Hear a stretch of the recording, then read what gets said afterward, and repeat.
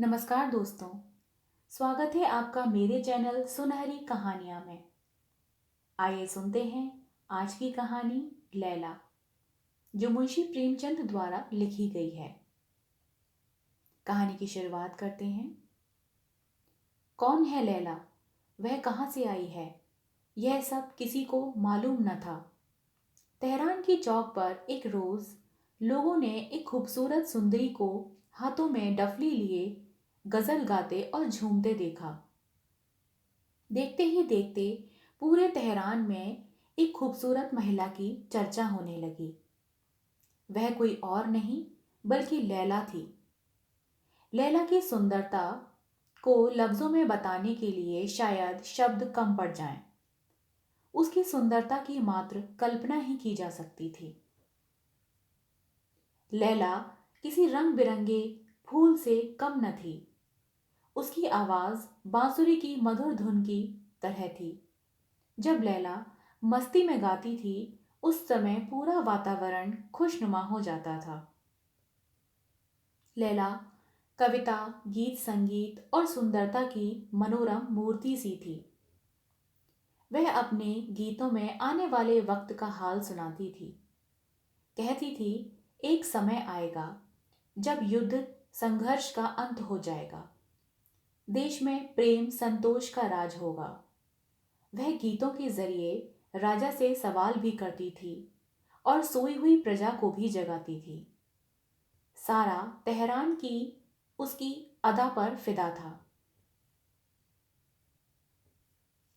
लैला गरीब कमजोर के लिए आशा के दीपक की तरह, रईसों के लिए मार्गदर्शक, दिलदारों के लिए परी और सत्ताधारियों यानी राजपाट संभालने वालों के लिए धर्म का संदेश थी। उसके एक इशारे पर नगर की जनता आग में भी कूद सकती थी। लैला के गुण और उसकी सुंदरता पूरी जनता को आकर्षित कर चुकी थी। एक समय की बात है, एक बार तेहरान का शहजादा अपने घोड़े पर बैठकर नगर में निकला। इत्तेफाक ऐसा कि लैला उसी वक्त मधुर गीत गुनगुना रही थी। शहजादे ने आवाज सुन घोड़ा रोक दिया। वह स्तंभ हो गया और काफी देर तक बीच सड़क पर रुककर गीत सुनता रहा। कुछ देर बाद शहजादा घोड़े से उतरा और रोने लगा। आंखों में आंसू लिए वह उस आवाज की ओर चलने लगा। सामने लैला को देखकर वह दौड़ा और उसके चरणों पर झुक गया। वहां खड़े आसपास मौजूद लोग पीछे हट गए। लैला घबराकर बोली, कौन हो तुम?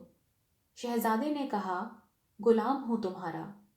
लैला, आपको मुझसे क्या चाहिए? शहजादे ने कहा, आपकी खिदमत का हुक्म चाहता हूं। मेरी छोटी सी झोपड़ी में अपने कदम रखकर उसे रोशन कर दीजिए। लैला बोली, मेरी आदत में यह सब नहीं है। शहजादा दुखी होकर वहीं रुक गया। लैला ने फिर से गाना शुरू कर दिया। उसका गला कांपने लगा। ऐसा लगा मानो जैसे वीणा के तार टूट गए हों। उसने मुड़कर शहजादे को देखा और बोली, तुम यहां ऐसे मत बैठो। वहां मौजूद दर्जनों लोगों ने लैला को बार बार बताया कि ये तेहरान नगर के शहजादे हैं। इनका नाम नादिर है। लेकिन लैला को इससे तनिक भी फर्क नहीं पड़ा। वह बोली, अच्छी बात है कि यह शहजादे हैं, लेकिन ये यहाँ क्या करेंगे? उनके पास महल में महफिल है, शान शौकत है, फिर वो भला यहाँ क्यों रहेंगे? जिन्हें गम है और जो अपने दिल के दर्द को बयां नहीं कर पाते हैं, मैं उनके लिए गाती हूं, ना कि किसी के शौक के लिए। शहजादे ने कहा, लैला, मैं तुम्हारे इस मधुर संगीत पर सब कुछ कुर्बान कर सकता हूं। मैं अब तक शौक का गुलाम था, लेकिन तुम्हारी आवाज ने मुझे दर्द का स्वाद चखा दिया। लैला कुछ बोली नहीं और फिर से गाने लगी। इस बार उसकी जबान से शब्द नहीं फूटे। उसकी आवाज पर उसका काबू नहीं था। वह रुक गई। वो डफली लेकर वहां से जाने लगी। सभी लोग अपने घर जाने लगे। जैसे ही लैला अपनी झोपड़ी के करीब खड़े पेड़ तक पहुंची तो उसने देखा कि पीछे आ रहा था उसने देखा कि कोई उसके पीछे आ रहा था। वह मुड़ी और बोली, कौन हो तुम? दरअसल लैला का पीछा करते करते शहजादा नादिर उसके घर तक आ पहुंचा था। लैला बोली, क्या तुम नहीं जानते कि मैं अपने आशियाने में किसी व्यक्ति को भी नहीं आने देती हूं? शहजादे ने कहा, मैं ये जानता हूं। लैला बोली, सब जानते हो, फिर किस उम्मीद से यहां तक आए हो? इस बार शहजादे ने कुछ नहीं कहा। कुछ देर की चुप्पी के बाद लैला बोली, कुछ खा पी कर आए हो या नहीं? शहजादे ने कहा, अब न तो भूख है और न प्यास। लैला बोली, चलो आज आपको गरीब के हाथों का स्वाद चखाऊं। शहजादा इनकार नहीं कर पाया। लैला ने बाजरे की रोटी परोसी। इस बार बाजरे की रोटी में भी शहजादे को स्वाद मिला। गरीब झोपड़ी में भी उसे आनंद आ रहा था। वह एक सुकून महसूस कर रहा था जो शायद आज तक उसने कभी न किया था। शहजादे का खाना खत्म होते ही लैला बोली, आधी रात हो चुकी है, अब तुम्हें जाना चाहिए। शहजादा बेचैन हो गया। उसने जाने से मना कर दिया और कहा, अब मैं यहीं रहूंगा। अब शहजादा लैला का साथी बन गया। जहां जहां लैला जाती शहजादा उसके साथ जाता था। लैला गाती और वह सुनता था।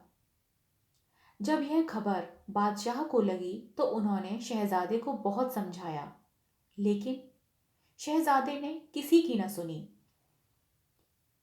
वहीं दूसरी ओर अब लैला की आवाज में भी वो पहले वाला जादू न था। लैला अभी भी गाती झूमती थी। लोग आते थे, लेकिन पहले वाली बात नहीं थी। जो लैला कभी दूसरों के दिल के दर्द गाती थी, अब वह अपना मन बहलाने के लिए गाने लगी। जिस तरह लगभग 6 महीने बीत गए। एक रोज लैला गाने जाने के लिए तैयार नहीं हुई तो शहजादे ने कहा, आज जाना नहीं है क्या? लैला बोली, सच बताना शहजादे, क्या अब भी तुम्हें मेरे गाने पहले जैसे अच्छे लगते हैं? शहजादे ने कहा, मुझे पहले से भी कई गुना ज्यादा मजा आता है। लैला झट से बोली, लेकिन लोगों को अब मजा नहीं आता। मैं अब कभी नहीं गाऊंगी। शहजादे ने कहा, हाँ, इसका मुझे भी ताज्जुब है। लैला बोली, मेरे पहले दिल में सभी के लिए समान जगह थी। पहले मेरी जो आवाज निकलती थी वह सभी के दिलों तक पहुंचती थी, लेकिन अब तुम औरों से अलग हो गए हो। आज से तुम मेरे सब कुछ हो। अब से मैं तुम्हारे साथ चलूंगी। इस झोपड़ी में आग लगा दो। फिर पूरे तेहरान में जश्न का माहौल हो गया। घर घर मिठाइयां बंटने लगी।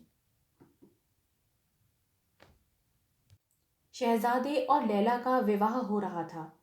हजारों लोग मस्जिद में एक साथ नए जोड़े के लिए लंबी उम्र की दुआएं मांग रहे थे। इस मौके पर लैला ने बिल्कुल सादे कपड़े पहन रखे थे। आभूषण का कोई नामो निशान न था। महिलाएं लैला को दुआएं और मुबारकबाद दे रही थीं, जिस पर एक सुर में वहां मौजूद लोग आमीन आमीन कह रहे थे। देखते ही देखते कई साल बीत गए।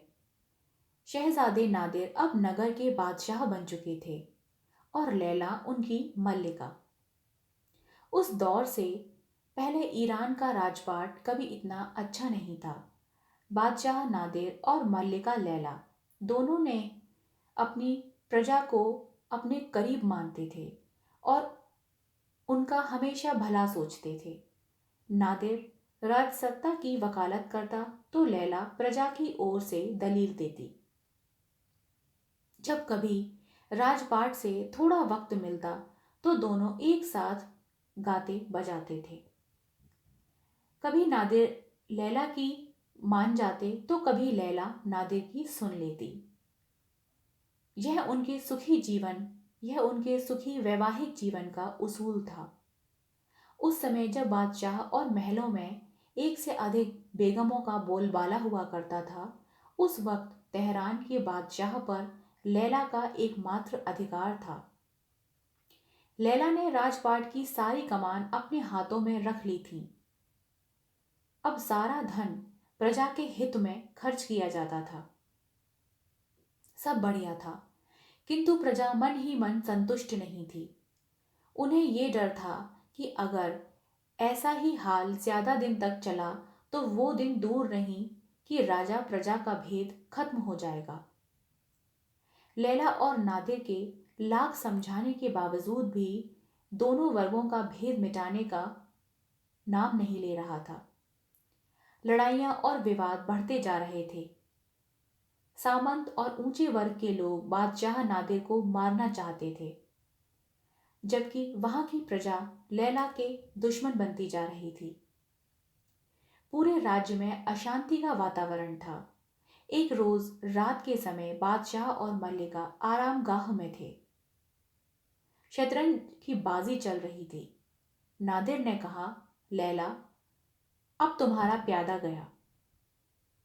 लैला बोली, ये लो शह, तुम्हारा खेल खत्म। नादिर ने कहा, तुमसे हारने में जो खुशी मिलती है वह जीत में बिल्कुल नहीं है। लैला, शह बचाइए, वरना अब अगली चाल से आपकी हार तय है। नादिर ने भौहें चढ़ाकर कहा, तुमने राजा का अपमान किया है। इतने में लैला बोली, 2 बार मैंने आपको छोड़ दिया है, अब आप नहीं बचेंगे। नादिर ने कहा, जब तक मेरे पास मेरा घोड़ा दिलराम है तब तक मुझे कोई दुख नहीं। लैला, तो लाइए दिलराम को, हो गई आपकी मात। नादिर, जब मैं तुम्हारे गुणों के सामने अपना दिल हार बैठा तो अब मेरा प्यादा क्या चीज, उसका अंत तो होना ही था। लैला बोली, बातें मत बनाइए, आप हारे हैं, इसीलिए शर्त के मुताबिक इस पत्र पर अपनी मोहर लगा दीजिए। फरमान में लैला ने यह लिखा था कि आयत कर कम करके आधा कर दिया जाएगा। शतरंज में हारने पर नादिर ने इस फरमान पर मोहर लगाने का वादा किया था। शर्त के मुताबिक बादशाह ने मोहर लगा दी और इसके साथ ही प्रजा को साल के तकरीबन 5 करोड़ के कर से छुटकारा मिल जाएगा। लैला मन ही मन ये सोचकर बहुत खुश हो रही थी कि अब प्रजा को इसकी जानकारी मिलेगी तो वो कितनी खुश होगी और उन्हें दुआएं देगी। तभी अचानक राजभवन में शोर मचा। अफरा तफरी का माहौल हो गया। पूछने पर पता लगा कि गुस्साए लोगों की भीड़ आई है और वे राजभवन की दीवारें तोड़कर अंदर आने की कोशिश कर रहे हैं। शोर बढ़ता ही जा रहा था। लैला एक कोने में चुपचाप खड़ी थी। नादिर को भी कुछ समझ नहीं आ रहा था कि क्या करे। अंत में उसने लैला की तरफ देखा और कहा, मैं सेना को बुलवा भेजता हूं। इतने में लैला बोली, थोड़ा रुकिए, आखिर इन सभी लोगों से एक बार पूछिए तो कि वे चाहते क्या हैं। लैला की बात सुनते ही नादिर छत पर चढ़ गया और लैला भी उसके साथ आ पहुंची। दोनों छत पर खड़े थे। लोगों की भीड़ उन पर गई। भीड़ चिल्लाई, वो देखो लैला छत पर खड़ी है। नादिर ने चिल्लाकर कहा, यह ईरान की बदनसीबी है कि आज यह दिन आया। तुम लोगों ने राजभवन को क्यों इस प्रकार घेरा है? आखिर क्यों तुमने बगावत की राह चुनी? बताओ। मैं बादशाह तेहरान तुम सभी को हुक्म देता हूं, इसी इसी वक्त यहां से जाओ, वरना यहां खून की नदियां बह जाएंगी। तभी भीड़ से एक विद्रोही निकला और बोला, हम तब तक यहां से नहीं जाएंगे जब तक लैला इस महल से नहीं जाएगी। गुस्से में तमतमाकर नादिर ने कहा, अल्लाह से डरो, मल्लिका का इस तरह अपमान करते हो, तुम लोगों को बिल्कुल शर्म नहीं है। लैला जब से मल्लिका बनी है उसने तुम लोगों को कितनी सुविधाएं दी हैं और तुम ऐसी बातें कर रहे हो। कभी महल में आकर देखो कि मल्लिका कैसा जीवन जीती है। लैला वैसा भोजन खाती है जो तुम जानवरों को खिलाते हो। साज सजावट तो दूर, लैला का महल खाली खंडर है। लैला मल्लिका होकर भी फकीरों सा जीवन जीती है, दिन रात प्रजा की सेवा में ही डूबी रहती है, और तुम उसके साथ ऐसा बर्ताव कर रहे हो। नादिर बोल ही रहा था कि विद्रोहियों में से किसी ने चिल्लाकर कहा, मल्लिका हम सबकी दुश्मन है, हम लैला का चेहरा तक नहीं देखना चाहते। इतने में नादिर ने चिल्लाकर कहा, खामोश हो जाओ सब। फरमान दिखाते हुए नादिर ने कहा, यह देखो, लैला ने तुम लोगों के लिए कितना सोचा। तुम लोगों का कर अब आधा हो गया है, फिर भी तुम उसके लिए ऐसी बातें कर रहे हो।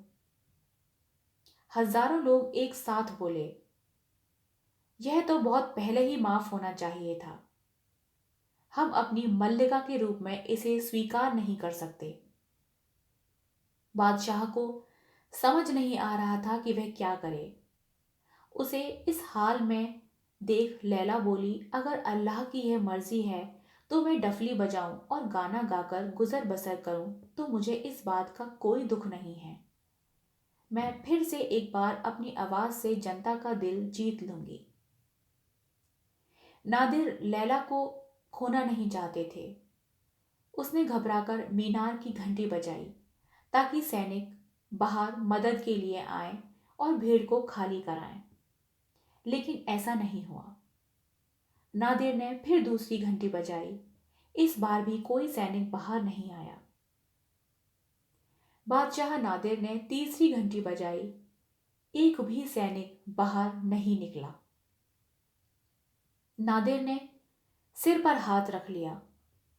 वह समझ गया कि यह खतरे की घंटी है। अब खराब दिन आ चुके हैं। अब उसे जनता के कहे अनुसार काम करना ही पड़ेगा।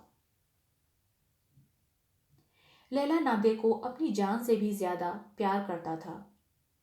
वह उसका हाथ पकड़े राजभवन के द्वार से बाहर आया।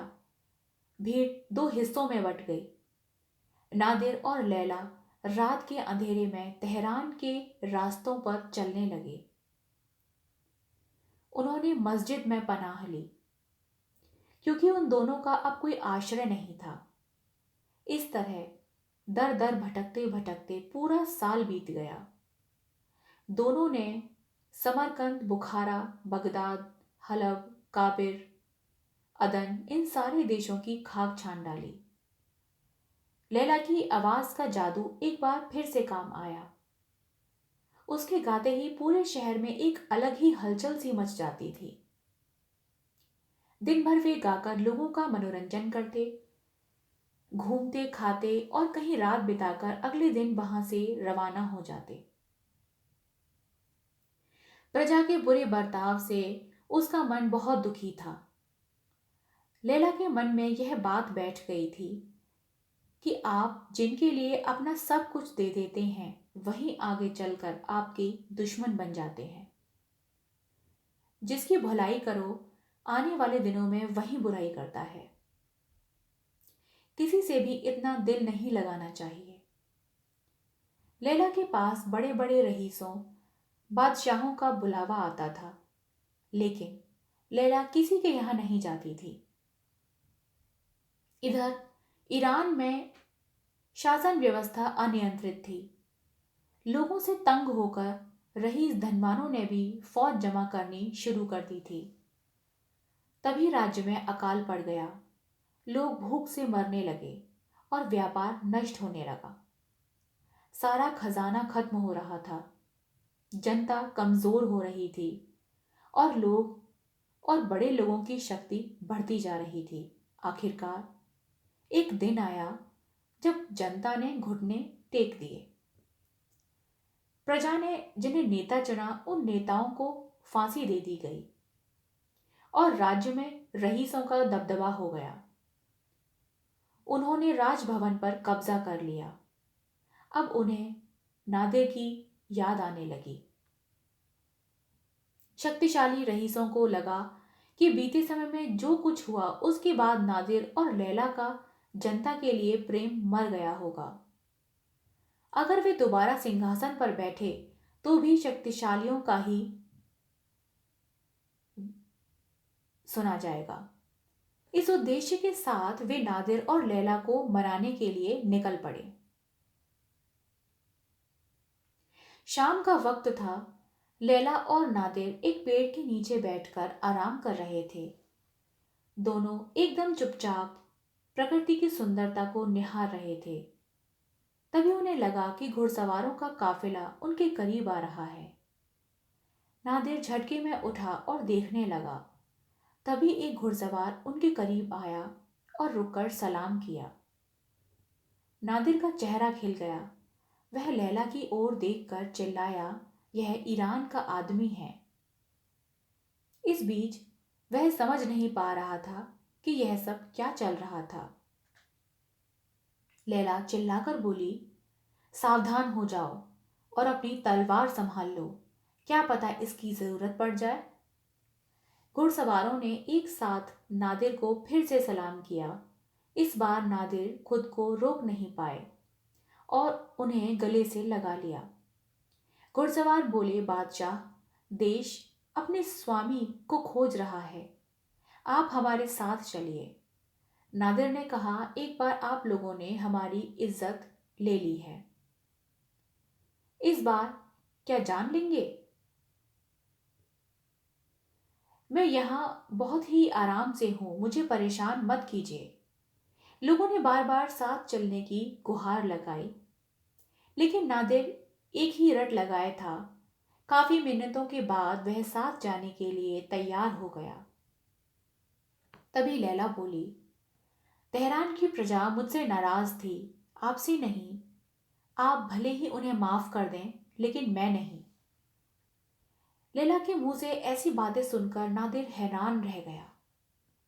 उसे समझ नहीं आया कि लैला ऐसा क्यों कह रही है,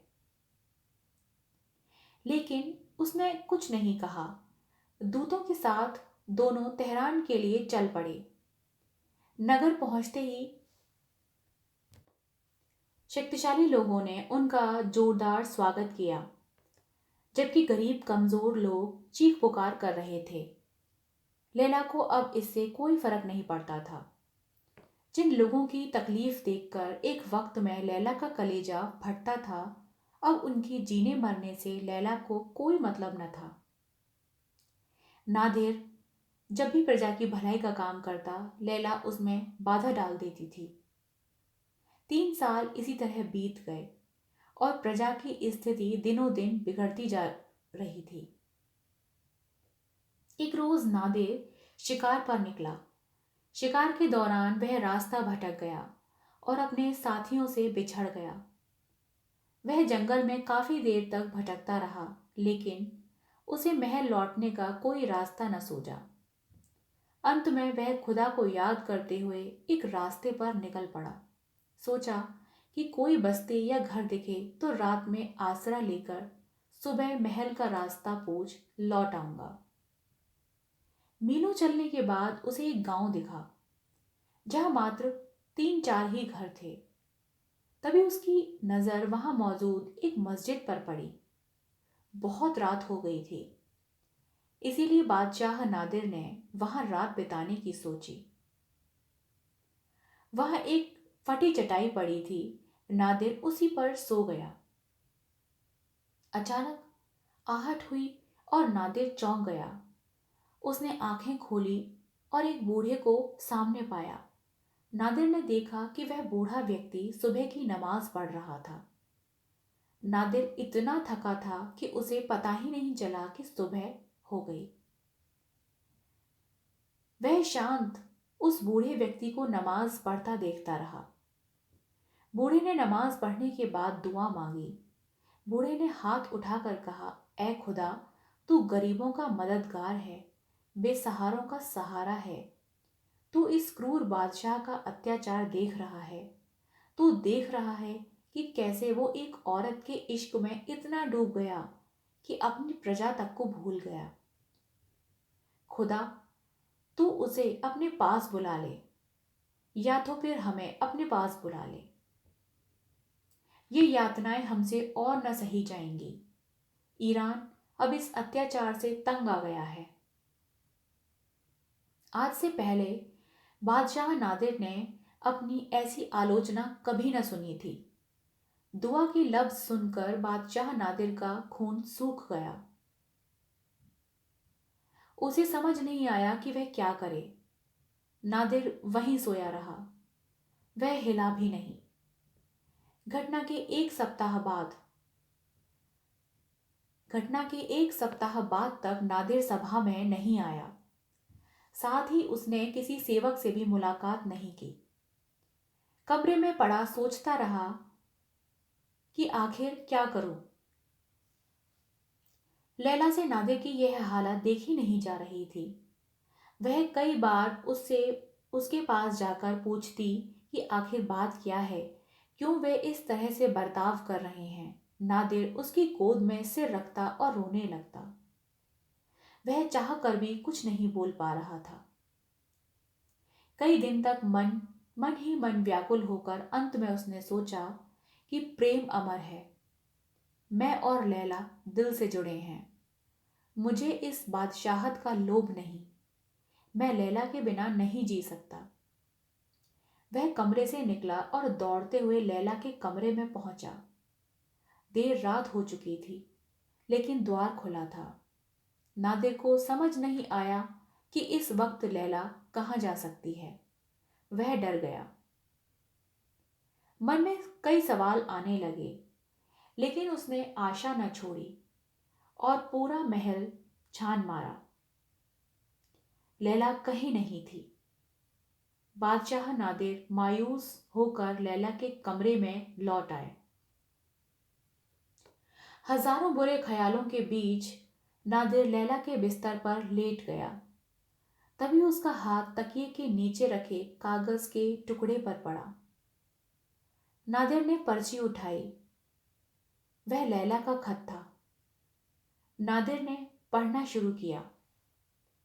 पहली लाइन पढ़ते ही उसकी आंखें छलक उठी। हिम्मत न हुई कि आगे पढ़े, लेकिन उसने खत पढ़ा। लैला ने लिखा था, मेरे प्रिय नादिर, मैं तुमसे अब हमेशा के लिए विदा लेती हूं। तुम्हें मेरी सौगंध है, तुम मुझे ढूंढने की कोशिश नहीं करोगे। लैला तुमसे इश्क करती है। वह तुम्हारे प्यार की भूखी है, तुम्हारे दौलत की नहीं। बीते हफ्तों से तुमने मुझसे निगाहें फेर रखी हैं। मेरी तरफ देखते तक नहीं हो। मेरे लिए इस सजा से बड़ी कोई सजा नहीं।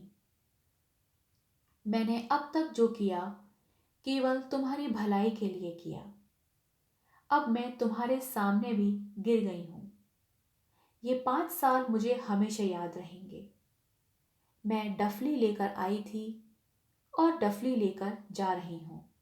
अलविदा। इतना पढ़ने के बाद नादिर लैला के गम में वहीं खड़ा रोता रह गया। इस कहानी से हमें यह सीख मिलती है कि लैला, दुनिया में प्रेम से बड़ी कोई पूंजी और मानवता से बड़ा कोई धर्म नहीं। संसार में सच्चा इंसान वही है जो दूसरों की तकलीफ और दुख को महसूस कर सके। आशा करती हूं यह कहानी आपको पसंद आई होगी। मिलते हैं एक नई कहानी के साथ। तब तक के लिए धन्यवाद।